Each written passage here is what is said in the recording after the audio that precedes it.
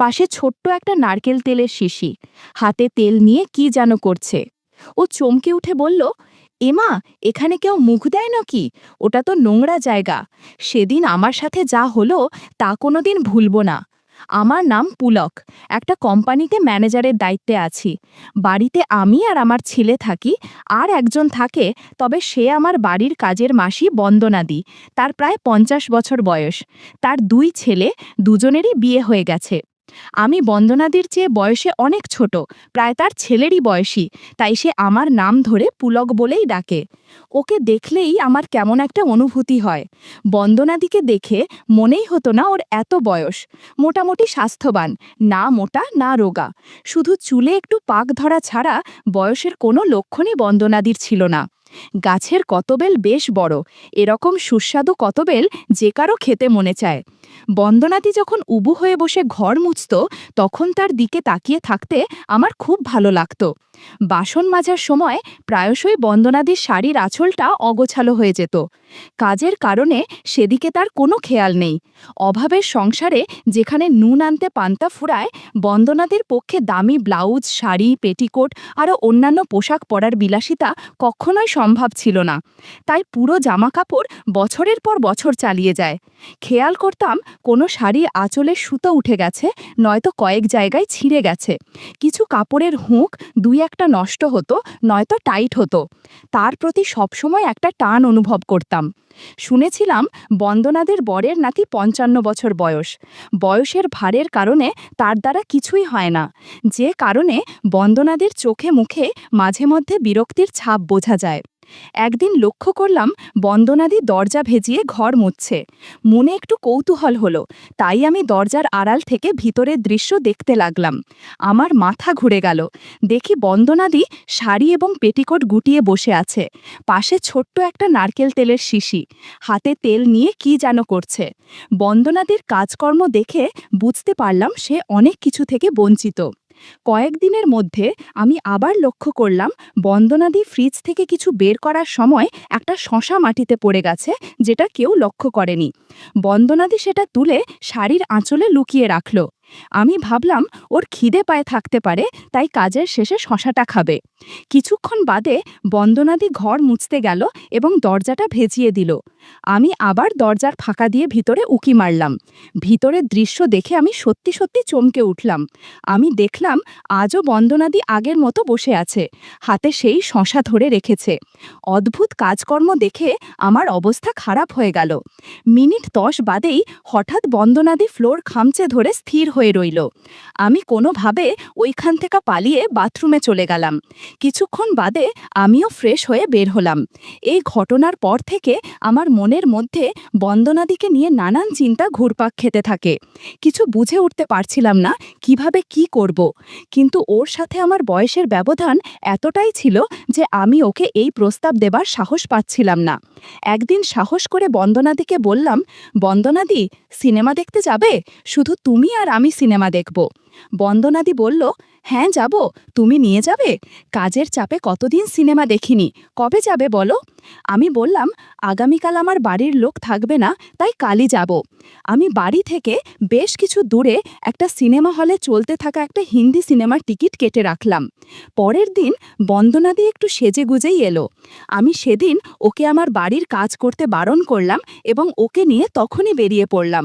Cinema হলে ফাঁকা জায়গা দেখে দুজনে পাশাপাশি বসলাম। সিনেমা শুরু হলো। তখন হল অন্ধকার হয়ে গেল। একটু ক্ষুধা অনুভব করার 2টো ডাব ধরলাম খাওয়ার জন্য, কিন্তু খুব একটা প্রতিবাদ করল না। আমার সাহস বেড়ে গেল। বন্দনাদি বলল, পুলক, কি করছো বলো তো? কেউ দেখলে কি ভাববে? আমি বললাম, কেউ দেখতে পাবে না গো, তাছাড়া তোমারও তো ভালো লাগছে। বন্দনাদি কৃত্রিম রাগ দেখিয়ে বলল, ভালো লাগলেই সে কাজটা করতে হবে নাকি? জানো আমি বয়সে তোমার চেয়ে কত বড়, তুমি আমার ছেলের মতো, তাছাড়া এটা ঠিক না। আমি বললাম, বন্দনাদি, এসব কোনো ব্যাপারই না, সব কিছু বয়স দেখে হয় না। আমি জানি তোমার অনেক ইচ্ছা আকাঙ্ক্ষা শখ আছে, আর আমারও ইচ্ছে আছে। বন্দনাদি আর কিছুই বলল না। আমি আমার ব্যাগে একটা শশা নিয়ে গিয়েছিলাম। আমি ব্যাগ থেকে শশাটা বের করলাম। বন্দনাদি বলল, এটা কি আমায় খাওয়ানোর জন্য নিয়ে এসেছো? আমি মুচকি হেসে বললাম, না গো, ঠিক খাওয়ানোর জন্য নয়, আমি এটা এনেছি অন্য কারণের জন্য। একটু পরেই বুঝতে পারবে। বন্দনাদি বলল, তার মানে তুমি কি বলতে চাইছো? আমি বললাম, একদিন তুমি আমাদের বাড়িতে ঘর মুছতে গিয়ে শশা দিয়ে যে কাজ করেছিলে, সেটা আমি লুকিয়ে লুকিয়ে দেখেছিলাম। বন্দনাদি আমার কথা শুনে একটু লজ্জা পেল। কিছুক্ষণ পর মৌনতা ভেঙে বলল, হ্যাঁ, ঠিকই দেখেছ। কি করব, আমার বরের ৫৫ বছর বয়স হয়ে গেছে, এখন আর আগের মতো কোনো কিছুই পারে না। আমার কষ্ট কেউ বোঝে না। আমি বললাম, বন্দনাদি, একটা কথা বলবো, রাগ করবে না তো? তুমি আমাকে একটা সুযোগ দাও। আমার কাছে জাদুর লাঠি আছে, তুমি জাদুর লাঠিটা ব্যবহার করে দেখো, দেখবে তোমার মন ভরে যাবে, তোমার খুব মজা লাগবে। বন্দনাদি বলল, না না, তোমার বউ জানতে পারলে আমায় খুন করে দেবে। আমি জবাব দিলাম, আমি ওকে কিছুই জানতে বা বুঝতে দিব না, যা হবে সব কিছুই চুপি চুপি। বন্দনাদি আর কিছুই বলল না। আমি এবার আশীর্বাদ করলাম। কিছুক্ষণ যেতেই কেমনভাবে যেন কেঁপে উঠল বন্দনাদি। আমার মনে হলো জল ফেলেছে, এমনভাবে ফেলেছে যে সামনের সিটে গিয়ে পড়ল। ভাগ্যিস ওই সময় ওই সিটে কোনো দর্শক ছিল না। দীর্ঘশ্বাস ছেড়ে বলল, এভাবে আশীর্বাদ করতে নেই, তুমি পরের বার জাদুর লাঠি দিয়ে আশীর্বাদ করবে কিন্তু। আমি বললাম, সুযোগ পেলে আগামীকালই করব। পরের দিন বন্দনাদি আমাদের বাড়িতে ঠিক সময় কাজে এলো। সৌভাগ্যক্রমে ওই সময় আমার বাড়িতে কেউ ছিল না। আমি বন্দনাদিকে আমার রুমে নিয়ে গিয়ে আমার পাশে বসিয়ে নিলাম। বন্দনাদি বলল, পুলক, এতক্ষণ বসে বসে ভাবছিলে নাকি কখন বন্দনা আসবে আর কখন তুমি আশীর্বাদ করবে? জাদুর লাঠি তো দেখছি কেমন যেন হয়ে আছে। আমি বললাম, ঠিকই বলেছ। এই বলে আশীর্বাদ করতে শুরু করলাম। বন্দনাদি চমকে উঠে বলল, এমা, এখানে কেউ মুখ দেয় নাকি? ওটা তো নোংরা জায়গা। আমি বললাম, বন্দনাদি, তোমায় একটা নতুন অভিজ্ঞতা করাচ্ছি, তোমার খুব ভালো লাগবে। ৩০ মিনিটের মতো এভাবেই কেটে গেল। আমি বন্দনাদিকে বললাম, জানো, তুমি যখন আমার সামনে ঘর মুছতে, আমি তখন তোমার দিকে একভাবে তাকিয়ে থাকি। সারা দিন তোমার কথাই কল্পনা করি। আজ দিয়ে আমার সেই ইচ্ছে পূরণ হয়ে গেল। বন্দনাদি আদর করে মুচকি হেসে বলল, উফ, এই ছেলেটা ভারী দুষ্টু হয়েছে রে ভাই, তুমি তো দেখছি পাগল হয়ে যাচ্ছ। আমি বারণ করলেও তুমি আমার কথা শুনবে না আমি জানি। নাও, যা ইচ্ছে তাই করো। এভাবে আরও ঘণ্টাখানেক পর বন্দনাদি ফ্রেশ হতে গেল। কিছুক্ষণ পর এসে আমাকে দেখে বলল, কি গো, তুমি ফ্রেশ হবে না?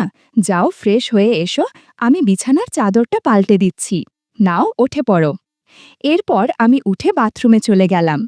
ঘরে ঢুকে দেখি বন্দনাদি নতুন চাদর বিছিয়ে দিয়ে বন্দনাদি পেটিকোট পরেই আমার ঘরের কাজকর্ম করছে। আজকের পর থেকে তাকে আর কোনোদিন ফ্রিজ থেকে শসা বা বেগুন নিতে দেখিনি। তার যখন দরকার হতো আমাকে সবকিছু জানাতো। একদিন বন্দনাদির ভাই হঠাৎ খুব অসুস্থ হয়ে পড়ল। যেহেতু তাকে দেখাশোনা করার কেউ নেই, তাই সে বন্দনাদিকে তার বাড়িতে থাকার জন্য অনুরোধ করল। বন্দনাদি ভাইকে খুবই ভালোবাসত, তাই বাধ্য হয়ে ১ মাসের জন্য তার বাড়ি গিয়ে থাকতে রাজি হল। এই খবর বন্দনাদি যখন আমায় জানালো, আমি তখনই বললাম, বন্দনাদি, তাহলে আমার বাড়ির কাজের কি হবে গো? তাছাড়া এতদিন ধরে আমার একা থাকা সম্ভব না, তোমাকে ছাড়া আমি এক মুহূর্ত ভালো থাকতে পারি না। বন্দনাদি হেসে বলল, তোমার বাড়ির কাজের জন্য চিন্তা করতে হবে না, আমার বড় ছেলের বউ সুজাতা আমার পরিবর্তে তোমাদের বাড়ির কাজ করে দেবে। সুজাতা খুবই ছেলে মানুষ, তার মাত্র ২৬ বছর বয়স এবং সে খুবই সরল আর লাজুক প্রকৃতির। সুজাতা আমার থেকে ভালো কাজ করতে পারবে। গাছের জাম্বুরা আগের থেকে অনেক বড় হয়েছে, তুমি চাইলে খেতে পারো, তোমার খুব পছন্দ হবে। তবে তোমাকে খুবই সাবধানে মানিয়ে নিতে হবে। আগামীকাল আমি নিজেই সুজাতার সাথে তোমার পরিচয় করিয়ে দেব। পরের দিনেই বন্দনাদি সুজাতাকে নিয়ে আমাদের বাড়ি এলো। বন্দনাদি সুজাতার বিষয়ে যা বলেছিল সবই ঠিক। সুজাতা বেশ লম্বা, গায়ের রং চাপা হলেও মুখশ্রী বেশ সুন্দর। সুজাতা সত্যি খুব লাজুক, আমার দিকে না তাকিয়ে নিচের দিকেই একভাবে তাকিয়ে আছে। বন্দনাদি আমার সাথে আলাপ করিয়ে দেবার জন্য বলল, সুজাতা, এই হলো পুলকদা। বয়সে তোমার চেয়ে সামান্য বড়, প্রায় তোমার বরেরই বয়সী, সেজন্য আমি ওকে পুলক বলেই ডাকি। পুলক খুব ভালো লোক, আমায় খুবই ভালোবাসে এবং আমার কোনো প্রয়োজনে সাহায্য করার আপ্রাণ চেষ্টা করে। তুমি এখানে মন দিয়ে কাজ করো, পুলক তোমায় সব রকম সাহায্য করবে। বন্দনাদির কথায় আমার মনে হলো সে যেন অপ্রত্যক্ষভাবে সুজাতাকে আমার কাছে আসার জন্য ইশারা করল। জানি না এই যুবতী বউটাকে কিভাবে রাজি করাবো। বন্দনাদি সুজাতাকে বাড়ির সব কাজ বুঝিয়ে দিতে লাগল। সুজাতা ঝাড়ু নিয়ে ঘরের সামনের দিকে হেঁটো হয়ে পরিষ্কার করতে আরম্ভ করল। আমি ওর কাজ করা দেখছি। বন্দনাদি পিছন থেকে আমায় ইশারায় জিজ্ঞেস করল সুজাতাকে আমার কেমন লাগছে। আমিও চোখের ইশারায় বললাম খুবই সুন্দর এবং সুজাতাকে রাজি করাবার জন্য আমি সব রকম চেষ্টাই করব। পরের দিন বন্দনাদি ভাইয়ের বাড়ি চলে গেল এবং সুজাতা একলাই কাজ করতে এলো। সেদিন যেন সুজাতাকে আমার একটু কম লাজুক মনে হলো। আগের দিনের মতো সুজাতা শাড়ির আঁচল গুছিয়ে রাখেনি, কেমন যেন একটা অগোছালো ভাব আছে, যার ফলে কাজ করতে করতে শাড়ির আঁচল অনেকবার পড়ে যাচ্ছিল। বিষয়টা দেখে অস্বস্তিতে পড়ে গেলাম। ঘরের কাজ করার মাঝে সুজাতার সাথে বেশ কয়েকবার আমার চোখাচোখি হলো, কিন্তু সুজাতা কোনোবারই আমার দিক থেকে চোখ সরিয়ে নিল না। আমি গাছের জাম্বুরার দিকে তাকাচ্ছি, বুঝতে পেরেও সুজাতা কিছু মনে করল না। মনে মনে ভাবলাম, তাহলে কি বন্দনাদি সুজাতাকে কিছু বুঝিয়ে দিয়ে গেছে? বিষয়টা বোঝার জন্য হোঁচট খেয়ে পড়ে যাবার ভান করে গাছের জাম্বুরায় ধাক্কা দিলাম। বিষয়টা লক্ষ্য করে সুজাতা লাজুক মুখে বলল, এ কি দাদা, আপনি এই রকম কেন করছেন? আমি তো আপনার প্রায় সমবয়সী, আপনার এরকম করায় আমি খুব লজ্জা পাচ্ছি। তাছাড়া আমার খুব ভয় করছে, আমার শাশুড়িমা জানতে পারলে আমায় মেরেই ফেলবে। প্লিজ এইসব করবেন না। আমি মুচকি হেসে বললাম, সুজাতা, তুমি তো নিজেই বললে আমি তোমার সমবয়সী। ভেবে দেখো, আমি তোমার স্বামীরই বয়সী। স্বামীকে যখন লজ্জা পাও না, তখন আমাকেই বা লজ্জা পাচ্ছ কেন? তাছাড়া বন্দনাদিকে ভয় পাবার তোমার কোনো কারণ নেই। আমি আর বন্দনাদির মধ্যে ভালো বন্ধুত্ব হয়েছে। সুজাতা চমকে উঠল, কি বলছেন আপনি? আপনি তো শাশুড়িমার ছেলের বয়সী। এই বয়সে শাশুড়িমা আপনার সাথে? না না, এটা হতেই পারে না। আমি বললাম, সুজাতা, তুমি বিশ্বাস করো, আমি বন্দনাদির খুব কাছের একজন মানুষ।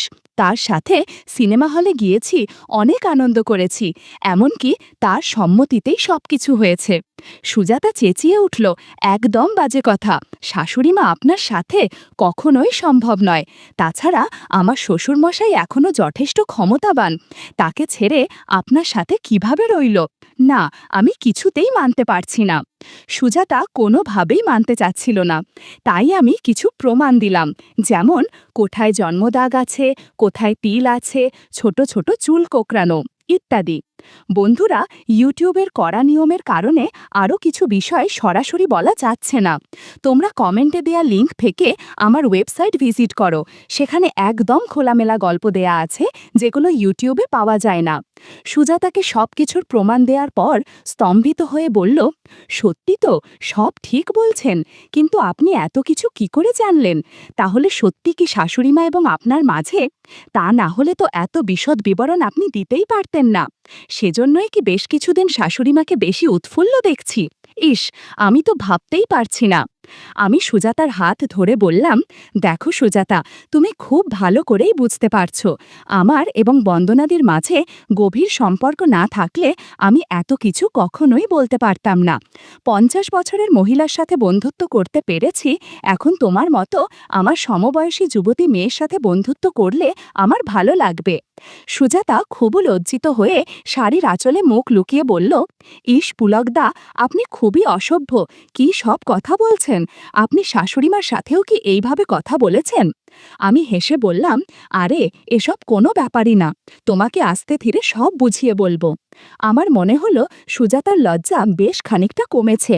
সুজাতার কাছে দুটো জবা ফুল ছিল, সেখান থেকে একটা হাতে নিয়ে বললাম, বিশ্বাস করো সুজাতা, তুমি অনেক ভালো থাকবে। তাছাড়া তোমার যা মাইনে দেই তার সাথে 1000 টাকা বকশিস দিব। সুজাতা বলল, কিন্তু পুলকদা, আপনি আমার শাশুড়িমার সাথে যে কাজ করেছেন, তাহলে তো এক হিসাবে আপনি আমার শ্বশুর হলেন। আমি বললাম, ওহ, তাহলে তো আমি তোমার সমবয়সী শ্বশুর, কাজেই তোমার কোনো অসুবিধা নেই। আর হ্যাঁ, এইভাবে আমায় পুলকদা আপনি বলে ডেকো না। আমরা যখন বন্ধু, তখন আমাদের মধ্যে কেউ বড় বা কেউ ছোট নয়, দুজনেই সমান।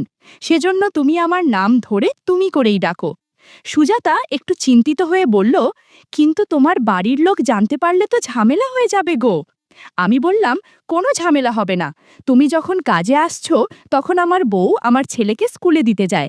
সেখান থেকে ফিরতে ফিরতে 1 ঘন্টার বেশি সময় লেগে যায়। তাই ওই সময় আমরা গেম খেললে কেউই টের পাবে না। বন্দনাদিকেও আমি এই সময় গেম খেলার জন্য ডাকতাম। আমার কথায় সুজাতা রাজি হয়ে গেল। তাছাড়া 1000 টাকা বকশিসের কথা শুনে কেউ না করতে পারবে না। আমি বললাম, আগে গাছের জাম্বুরা খেয়ে নেই। লক্ষ্য করলাম ও একটু লজ্জা পাচ্ছে। কি হয়েছে জানতে চাওয়ায় সুজাতা বলল, আজ প্রথমবার কারো সাথে বন্ধুত্ব করছি, তাই কেমন যেন লাগছে। আজ এ পর্যন্তই থাক, আগামীকাল থেকে আগানো যাবে। আমি বললাম, না বাবু, আমরা যখন এগিয়েই পড়েছি, তখন আজ বা আগামীকালে কি তফাৎ? আমরা যত তাড়াতাড়ি গেম খেলতে পারবো, ততই বেশি আনন্দ হবে। আর কথা না বাড়িয়ে আমরা গেম খেলতে শুরু করলাম। ঘরের মধ্যে ঘণ্টাখানেক শুধু আনন্দ হইহুল্লার শব্দ হচ্ছিল। কিছুক্ষণ পর বললাম, এতক্ষণ গেম খেলে তোমার নিশ্চয়ই জল পিপাসা পেয়েছে? সুজাতা বলল, হ্যাঁ হ্যাঁ, দাও। ওর কথা শুনে আমি 1 গ্লাস জল দিলাম। সুজাতা তৃপ্তি করে জল খেয়ে নিল। আমি বললাম, দুপুর 10টা বাজতে চলেছে, তোমার বৌদি এক্ষুনি চলে আসবে, তুমি তাড়াতাড়ি ঘর গুছিয়ে নাও। আমি ততক্ষণে ফ্রেশ হয়ে আসি বলে বাথরুমে চলে গেলাম। এদিকে সুজাতা তড়িঘড়ি করে সব গুছিয়ে নিল। আমি একটু পর বাথরুম থেকে বেরিয়ে এলাম। সুজাতা শাড়ি ব্লাউজ পরার পর মুচটি হেসে আমায় জিজ্ঞেস করল, পুলকদা, এবার তাহলে আমি ঘরের কাজ আরম্ভ করি? বৌদি মনে হয় এক্ষুনি চলে আসবে। ওর সামনে তো পুলকদা আপনি করেই কথা বলতে হবে, তাই অভ্যাস করছি। আর শুনুন, আগামীকাল সকালে আবার গেম খেলবেন কিন্তু, আমার খুব ভালো লাগছে। আমি বললাম, ওমা, তাই নাকি? এবার বুঝতে তো বন্দনাদি কেন আমার সাথে বন্ধুত্ব করেছে। শাশুড়ি ও বৌমার একরকম পছন্দ। পরের দিনও আমি আর সুনাজা অনেক আনন্দ করেছি। প্রায় 1.5 মাস বাদে বন্দনাদি আমাদের বাড়ির কাজে যোগ দিয়েছিল। এই 1.5 মাসে কত কি হয়েছে তা বলে বোঝানো যাবে না। এখন যেহেতু বন্দনাদি চলে এসেছে, তাই সুজাতাকে বিদায় দিতে হলো। তবে মাঝে মাঝে যখন আমার বউ বাপের বাড়িতে যায়, সেদিন বন্দনাদি আর সুজাতা দুজনকেই আমার বাড়িতে আসতে বলি। বেশ ভালোই দিন কাটতে লাগলো আমার।